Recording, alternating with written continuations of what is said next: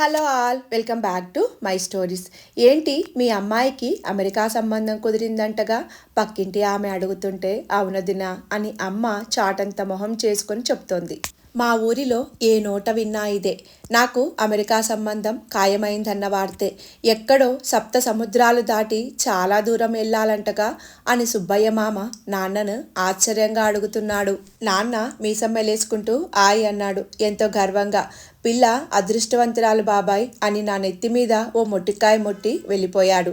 పట్టులంగా ఓని జాకెట్ వేసుకొని పెద్ద వాలుజడని అటు ఇటు తిప్పుకుంటూ అద్దంలో చూసుకుంటూ నిజంగా నేను అదృష్టవంతురాల్ని అని మురిసిపోయింది శ్రావణి. అందరూ ఎంతగానో ఎదురు చూస్తున్న రోజు రానే వచ్చింది. శ్రావణి తల్లిదండ్రులు ఊరిలో పెద్దలందరినీ ఆశీర్వాదంతో శ్రావణి శేఖరుల పెళ్లి అంగరంగ వైభవంగా జరిపించారు. 16 రోజుల పండగ అయిన వెంటనే మా వారు సెలవు లేదని చెప్పడంతో నన్ను పంపడానికి అట్టహాసంగా తయారీలు మొదలయ్యాయి. కొత్త అల్లుడు, 2 సూట్ కేసులు లగేజీతో మాత్రమే అమెరికా వెళ్ళాలని అల్టిమేటం ఇవ్వడంతో మా వాళ్ళు డీలా పడిపోయారు. నా బట్టలకే 2 సూట్ కేసులు సరిపోలేదు. ఏం చెయ్యాలో తెలియక అమెరికా అల్లుడికి కోపం తెప్పించడం ఎందుకు అని అలాగే సాగనంపారు మా వాళ్ళు నన్ను. ఎయిర్పోర్ట్కి వెళ్ళిన దగ్గర నుండి నా తిప్పలు మొదలయ్యాయి. మెట్లు ఎక్కకుండా పైకి వెళ్తాము, దాన్నే ఎస్కలేటర్ అంటారట. భయంతో ముచ్చెమటలు పట్టేశాయి నాకు. అందరూ నన్ను దాటి వెళ్ళిపోతున్నారు. ఈయన కూడా ఎక్కి వెళ్ళిపోయారు. నేను ఎక్కానో లేదో అని కూడా చూడకుండానే మళ్ళీ కిందకు వచ్చి నేను వెళ్తుంటే కూడా రావాలని తెలీదా, అలా వెర్రిమొహం వేసుకొని చూడకపోతే అని విసుక్కున్నారు. నా కళ్ళ వెంట బొటబొటా నీళ్లు వచ్చేశాయి. నీకు అసలు సెన్స్ లేదా? అందరూ మనల్నే చూస్తున్నారు, కళ్ళు తుడుచుకో అని గదమాయింపు. మా ఊరి నుండి బయలుదేరిన దగ్గర నుండి ఈయన ప్రవర్తనే మారిపోయింది. ఎవరో తెలియని వ్యక్తితో ప్రయాణం చేస్తున్నట్లు చాలా భయంగా అనిపించింది. అమ్మ, నాన్న, మా ఊరు అన్నీ గుర్తొచ్చి పెద్ద పెట్టున ఏడవాలనిపించింది. ఎట్టకేలకు విమానం ఎక్కాము. విండో సీటు పక్కన కూర్చున్నాను. అతని విసుగులు అన్నీ మర్చిపోయి విమానం బయలుదేరింది మెల్లగా. మొదటిసారిగా మేఘాలు అంత దగ్గరగా చూశానేమో. చిన్న పిల్లల సంబరపడిపోయాను. ఎంతో సంతోషంగా ఉన్న మనసులోని భావాలు పంచుకుందామంటే పక్కన కూర్చున్నది దుర్వాస మహామునాయే. ఎంతో సీరియస్గా ల్యాప్టాప్లో వర్క్ చేసుకుంటున్నాడు. కొత్తగా పెళ్ళైన వాళ్ళందరూ చెట్టాపట్టాలేసుకొని ఒకళ్ళ చెయ్యి ఒకరు వదలకుండా ఉంటారని విన్నాను. ఈయనేంటో ఎప్పుడూ సీరియస్గా ఉంటారు. 2 ఫ్లైట్లు మారి మొత్తానికి అమెరికా చేరుకున్నాము. ఇల్లు చాలా బాగుంది, నీటుగా. ఇంటి నిండా ఖరీదైన వస్తువులే. సోఫాలు, డైనింగ్ టేబుల్, ఎన్నో గ్లాస్ ఐటమ్స్. ఏది ముట్టుకుంటే ఏమవుతుందో అన్న భయం. గెస్ట్ లాగా ఫీల్ అవుతున్నాను.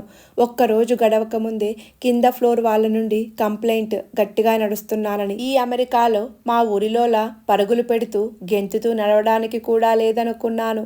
ఒక్క నెల రోజుల్లో ఏవి ఎలా వాడాలో నేర్చుకున్నాను త్వరగా. ఆయనకు రెండోసారి చెప్పాలంటే విసుగని. మా వారిని భర్త అనే కన్నా కడూస్ మాస్టర్ అంటే బాగుంటుందేమో. అతని మీద ప్రేమ కన్నా భయమే ఎక్కువైపోతోంది రోజురోజుకు. సమయం తెలియకుండా 2 నెలలు గడిచిపోయాయి. మా వారు ఆఫీస్కి వెళ్ళగానే అమ్మ వాళ్ళతో, నా చిన్ననాటి స్నేహితులతో కబుర్లలో పడేదాన్ని. వీడియో కాల్ చేసి ఇల్లంతా చూపించడం వాళ్ళు ఆశ్చర్యంగా వినేవారు. నేను చెప్పేవాన్ని. Microwave, dish washer, washing machine అన్నీ వాడటం వచ్చేసాయని చెప్పటంలో ఎంతో సంతోషం. ప్రపంచాన్ని జయించినంత. మా వారి కలీగ్ వాళ్ళ ఇంట్లో పాట్లక్ అట. అందరూ తలా ఒక ఐటెం చేసుకొని వెళ్ళి ఒకే చోట తినేదాన్ని పాట్లక్ అంటారని అప్పుడే తెలిసింది నాకు. నీకు తినడమేనా, ఏదైనా వెరైటీ ఐటెం చేయడం వచ్చా అని వెటకారంగా అడిగారు అతనికి ఏదో తెలిసినట్టు.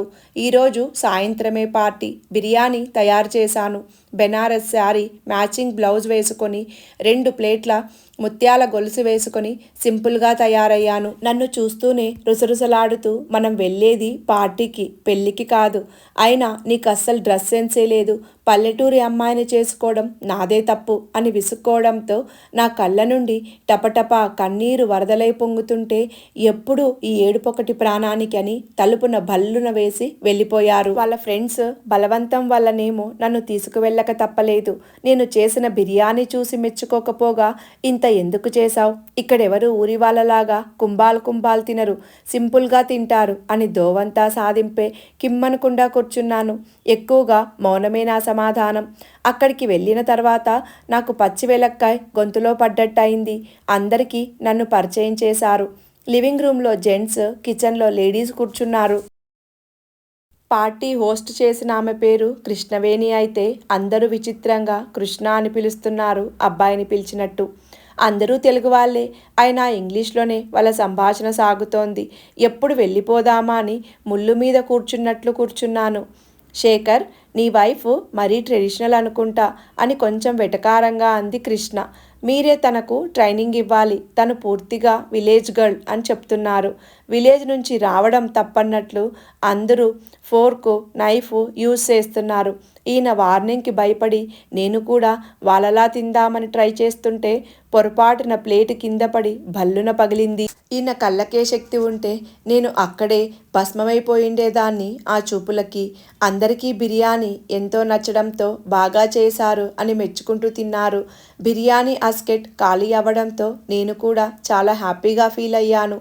ఈయన మొహం కూడా వెలిగిపోయింది అందరూ నన్ను పొగడంతో. కృష్ణవేణి గారి కాలి మీద వేడివేడి కాఫీ ఒలికిపోవడంతో పెద్ద పెద్ద బొబ్బలు ఎక్కిపోయినాయి.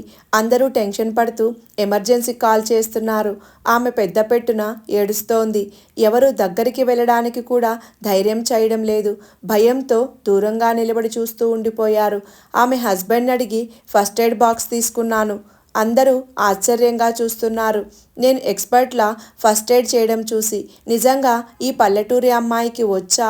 వేసవి సెలవుల్లో మా ఊరిలో ఇంకేమీ వ్యాపకాలు లేకపోవడంతో సహజంగా వైద్య వృత్తి అంటే మక్కువ ఉన్న నేను మా ఊరిలో డాక్టర్ దగ్గర చిన్న చిన్న చికిత్సలు నేర్చుకున్నాను. కృష్ణవేణి గారికి ఒక వారం రోజుల పాటు బెడ్ రెస్ట్ కావాలని డాక్టర్ చెప్పారు. వాళ్ళ మదర్ ఇండియా నుండి వచ్చేలోగా ఎవరైనా డే టైంలో హెల్ప్ చేయడానికి తనతో ఉండాలి. వాళ్ళ ఫ్రెండ్స్ అందరూ ఎవరికి వాళ్ళు మాకు కుదరదని గుసగుసలాడుతూ ఉంటే విని ఆశ్చర్యపోయాను. నేను హెల్ప్ చేస్తానని చెప్పాను. మా ఊరిలో అయితే ఇదొక సమస్య కానే కాదు, అందరూ హెల్ప్ చేస్తారు. నిజం చెప్పాలి అంటే హెల్ప్ అని కూడా ఎవరు అనుకోరు, క్యాజువల్గా చేసేస్తారు. వారం రోజుల పాటు రోజు ఉదయం ఆఫీస్కి వెళ్ళేటప్పుడు కృష్ణవేణి గారింట్లో నన్ను డ్రాప్ చేయడం, సాయంత్రం పికప్ చేయడం చేసేవారు. మాతో పాటు తనకి కూడా లంచ్ ప్రిపేర్ చేసి తీసుకువెళ్ళేదాన్ని. ఈ వారం రోజుల్లో మేమిద్దరం మంచి ఫ్రెండ్స్ అయిపోయాము. తనకు బోరు కొట్టకుండా లేసులతో టేబుల్ మ్యాట్స్, రకరకాల క్రాఫ్ట్ తయారు చేయడం, కలర్స్, తోరంగలు వేయడం నేర్పించాను. ఆమెకి కాలు పూర్తిగా తగ్గి నడవడం ప్రారంభించింది. మా వారు సాయంత్రం పికప్కి వచ్చినప్పుడు కృష్ణ మా ఇద్దరికి మనస్ఫూర్తిగా కృతజ్ఞతలు చెప్పింది. శ్రావణి పల్లెటూరి అమ్మాయిని, కల్చర్ తెలీదని, మోడ్రన్గా లేదని మేమంతా చాలా ఎగతాళి చేశాము. మా అందరికన్నా గొప్ప మనసు మీ ఆవిడది శేఖర్. తను మా దగ్గర నుండి కాదు, మేమే తన దగ్గర నుండి నేర్చుకోవాల్సింది చాలా ఉంది. నాకెంతో మంది ఫ్రెండ్స్ ఉన్నారని చాలా ప్రౌడ్గా ఫీల్ అయ్యేదాన్ని. కానీ సమయానికి ఎవరూ హెల్ప్కి రాలేదు. ఏదో ఒక వంక చెప్పి తప్పించుకున్నారు. మేమందరం ప్యాషన్ అనే ముసుగులో మానవత్వాన్ని మర్చిపోయాము. ఈ బిజీ లైఫ్లో ఎంతసేపు నేను నా ఫ్యామిలీ అని గెర్రి గీసుకొని బతికేస్తున్నాము. పక్కవాడికి ఏమైతుందో కూడా పట్టించుకోకుండా, నువ్వు మారకుండా కడిగిన ముత్యంలా ఉండి మా అందరికీ మార్గదర్శకమయ్యావు శ్రావణి అని కోరింది. కృష్ణవేణి మాటలు ఈయనలో కూడా మార్పు తెచ్చాయి. ఆ రోజు రాత్రి, సారీ శ్రావణి, భార్య అంటే నేను చెప్పిన ప్రతి మాటకు జవతాడకూడదని, పల్లెటూరి అమ్మాయి అయితే నా మాటే నెగ్గుతుందని నిన్ను చేసుకున్నాను. నీ మీద ఎంత ప్రేమ ఉన్నా అది వ్యక్తం చేయకుండా భార్య మీద అజమాయిషీ చేస్తేనే నా మాట వింటుందనే మూర్ఖత్వంలో నిన్ను బాధ పెట్టాను. బయట వాళ్ళు చెబితే కానీ నీ విలువ తెలుసుకోలేకపోయాను. నన్ను క్షమించు శ్రావణి అని నన్ను ఎంతో ఆర్తిగా దగ్గరకు తీసుకున్నారు.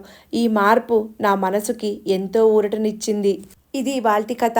ఈ కథ మీకు నచ్చితే లైక్ చేయండి, ఛానల్ని సబ్స్క్రైబ్ చేయండి. కథను లాస్ట్ వరకు చూసి విన్నందుకు ధన్యవాదాలు. మరొక మంచి కథతో మళ్ళీ కలుద్దాం.